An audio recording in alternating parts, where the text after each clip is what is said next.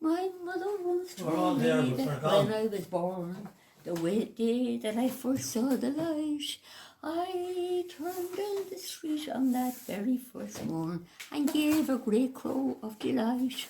Now most newborn babies appear in a huff and start with a sorrowful scorn, but I knew I was born in Ballyjanesbrough, and that's why I smiled at them all.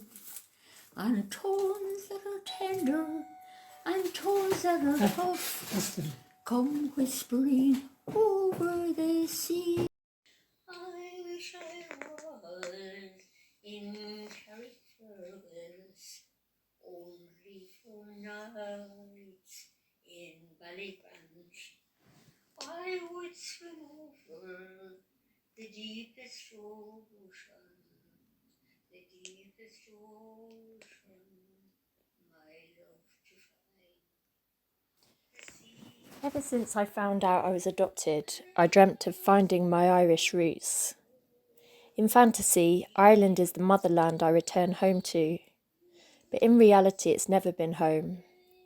Ireland rejected me when I was still in my teenage mother's womb, when she was forced to travel to London alone and live in a mother and baby home.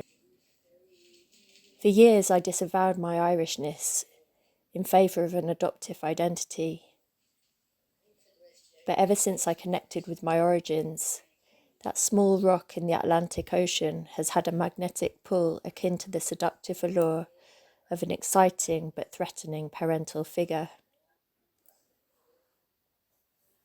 As much as I'd like to conjure in memory the comforting sound of the waves at Fanad Head in Donegal, or the ancient standing stones at Newgrange, there's always something that blocks the sense of a nurturing homeland I long for. It dawns on me that I've come to associate my native land with dissolution, endings, a kind of death. I first met my mother in the entrance of the Natural History Museum underneath the big dinosaur skeleton. I can only recall a few key memories about that initial reunion. Firstly, we were not too far away from the place where I was born. Secondly, I didn't know how to relate to my mother. And finally, we were surrounded by dinosaurs, fossils and skeletons.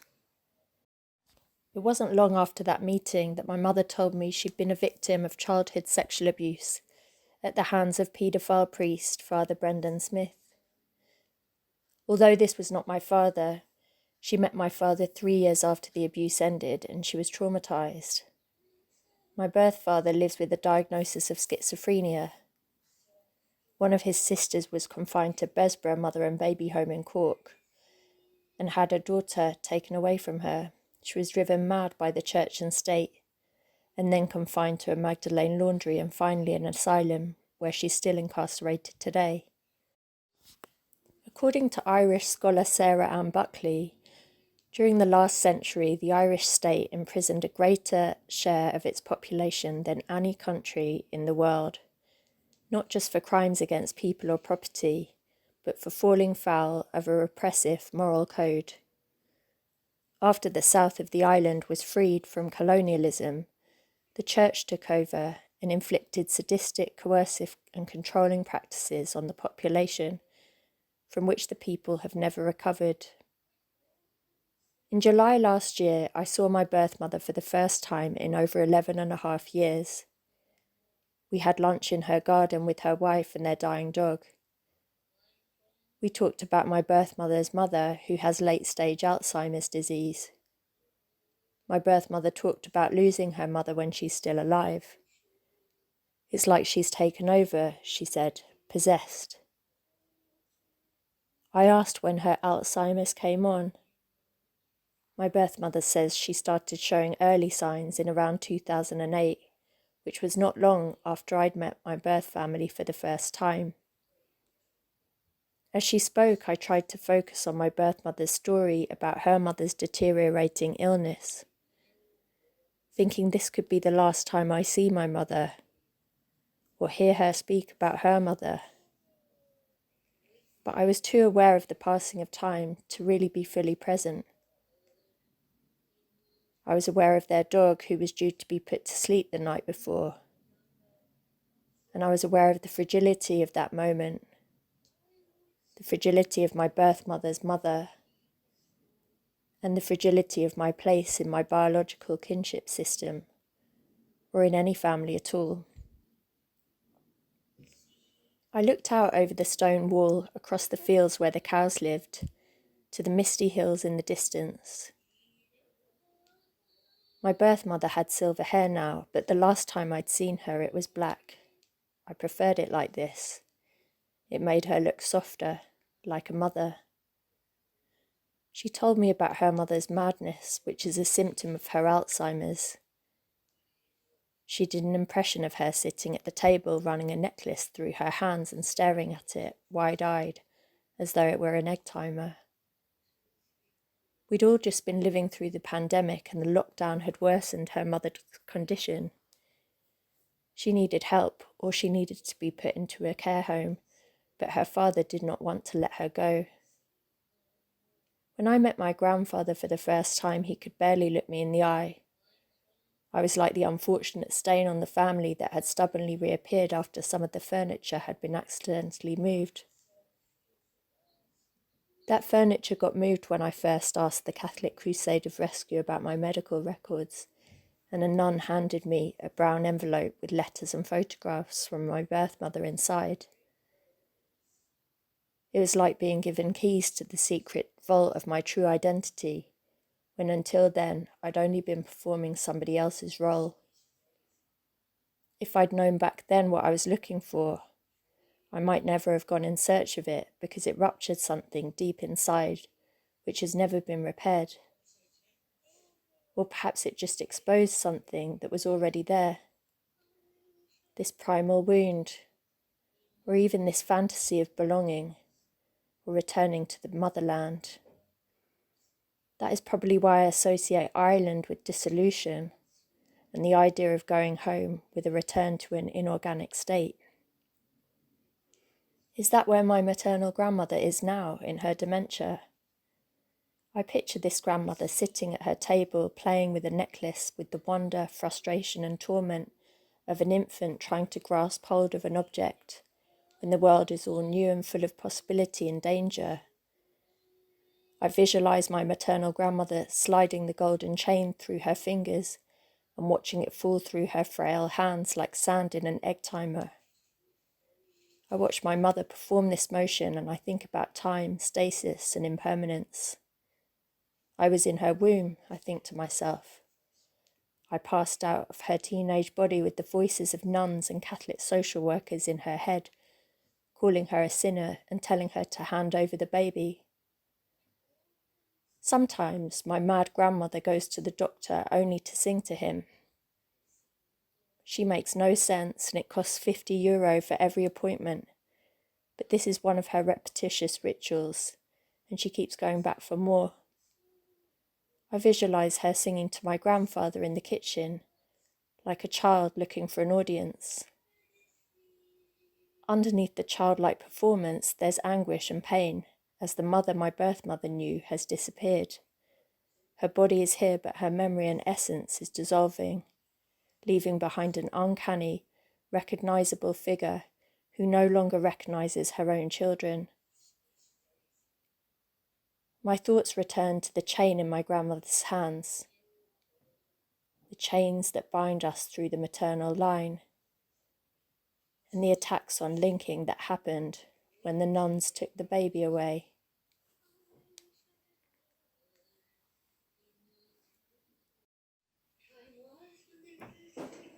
Not long ago, my maternal grandmother was sitting at the kitchen table when she suddenly started screaming. My birth mother asked her what the matter was. Her mother looked terrified and demanded to know where the baby was. My birth mother tried to reassure her that they would check on the imaginary baby later and that it was fine. But her mother became delirious and repeated the words, "Where's the baby? Where's the baby? Where's the baby?" over and over until the room was filled with the nightmare of her mother's infant loss. As my maternal grandmother grew ever more hysterical over the disappearance of this fictional infant, my birth mother got upset about the loss of her own baby, the baby that nobody helped to support her with, because that baby was marked by sin. As her mother's repetitive questions about the make-believe missing child merged with the memory of her own baby, the imaginary melted into the real, and my birth mother cracked, replying, "The baby's dead, Ma." At this, her elderly father broke into roaring hysterical laughter, and her mother's expression crumbled in despair. My birth mother quickly took the words back and reassured her by saying the baby had come back to life and was fine after all. On the 12th of January, at the height of the pandemic, the Irish government published a report by the Commission of Investigation into Mother and Baby Homes, which reported the deaths of at least 9,000 babies, detailing appalling violence against women and children enabled by a society that embraced judgmental moral certainty and perverse religious morality. Rather than provide a safe place for expectant mothers to be cared for, the homes were set up to subjugate and sadistically abuse women for the crime of getting pregnant outside of the sanctified institution of marriage. Babies were deemed illegitimate and therefore inhuman. Many starved to death due to neglect and malnourishment. Many were experimented on as guinea pigs for medical trials. The dead were thrown away into fields, septic tanks, and mass unmarked graves. Survivors have been forced to live with the cruel legacy of projected out shame and post-traumatic stress. Around the late spring of 1978, my birth mother was 18 years old and living at home in the same Dublin house in which her parents are now growing old, when she discovered she was expecting a baby. Under the critical gaze of a devoutly Catholic, morally perverse, patriarchal Ireland, she knew she had to disappear or she would be disappeared. Unless they were married, pregnant women and girls were confined to mother and baby homes to have any developing sexual desire beaten out of them. When a teenage girl is faced with the prospect of being imprisoned by nuns and subjected to the judgment of the local priest, the parish, and all the community, the fight, flight, freeze, or fawn trauma response would stimulate the autonomic nervous system, and fear would naturally take over. But my birth mother was already terrified of the church and its powerful agents, as she'd suffered religious abuse, sexual, physical, and emotional, throughout childhood, and she had learnt from bitter experience that trying to call out a religious authority always backfires in victim blaming. 4 years after the abuse by Father Brendan Smith had stopped, she was still carrying the father's shame when she learnt she was also carrying a child. It was usual for fathers in Catholic patriarchal Ireland to be an absent presence. The father of the family would be the provider and lawmaker, while the parish priest would be the father of guidance and counsel, the father to whom people were expected to confess all their sins. In this phallocentric order, the father was the overruling authority, confining the mother to the domestic affairs of home. When the idealized protector figure becomes connected with hidden cruelty, this can cause a dissociation, especially in the developing mind of a child. It was against this punishing authoritarian backdrop that my pregnant birth mother had to decide what to do about her baby. She had dreams of escaping to England and giving birth in a freer country where abortion was legal and unmarried mothers could exist without being othered as devil spawn. Instead, she made it to London, only to find herself in St Vincent de Paul's mother and baby home next to Westminster Cathedral, run by the Daughters of Charity. It seems there was no escape from the Church's rule and the complex web of power it wove throughout society to keep people trapped in fear. Abuse functions by way of coercive control. The most vulnerable are the easiest to control, and there is nothing more vulnerable than a baby in utero or a newborn child. Having taken a vow of celibacy, nuns are not usually associated with motherhood. But I can recall a recurring dream I had when I was a child. I was standing at the back of a huge room, a bit like the interior of a cathedral, and the room was empty apart from a figure at the very front, dressed in black and white robes, like the image of a nun. In the dream, she was so far away I couldn't reach her, and yet she was the central focus of the scene, like an all-seeing, powerful and all-knowing eye.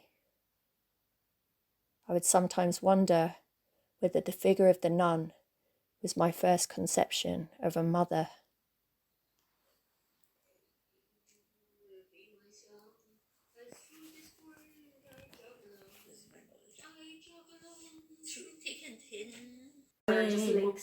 They blamed us too for being what we are. Oh, she's back again. But they might as well Sorry. and catch a moonbeam or light a penny candle from a star. I wish I was in Carrickfergus only for nights in Ballygrange. I would swim over. Ina's parents lived through the Irish War of Independence. They were strongly nationalist and used their home to shelter IRA freedom fighters. When her father was young, his family had been made homeless by priests after the church took over the country following the famine. My birth mother had typed out her maternal grandmother's journals and given me a copy. Living through a critical turning point in Irish history up near the borders in County Cavan, post-colonial Ireland sounded bleak, but also full of life, dancing and song. Now in her dementia, Ina only remembers songs, and she only talks about dancing. Having been freed from the chains of memory, she connects with me without any trace of the past. She just sings anti-English songs, laughs, asks who I am and holds my hand. I wonder what it would be like to be free of the memories of cycles of abuse. Would it break circuits of intergenerational trauma? What would it take to end cycles of violence against women, children, and the most vulnerable? While Ina has been freed from the torment of traumatic memory, she sometimes appears frightened and confused, saying she wants to go home and she doesn't know where she is.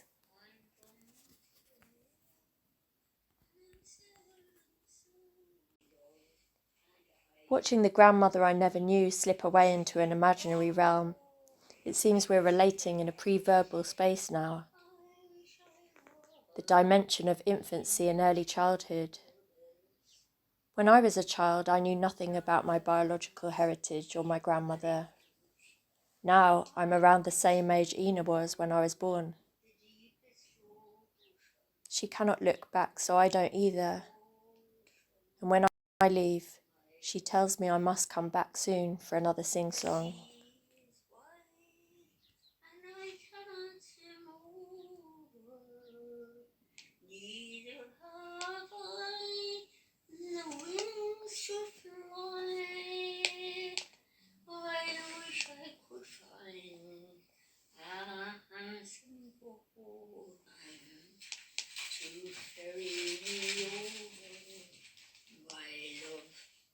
To Tipperary, it's a long way to go.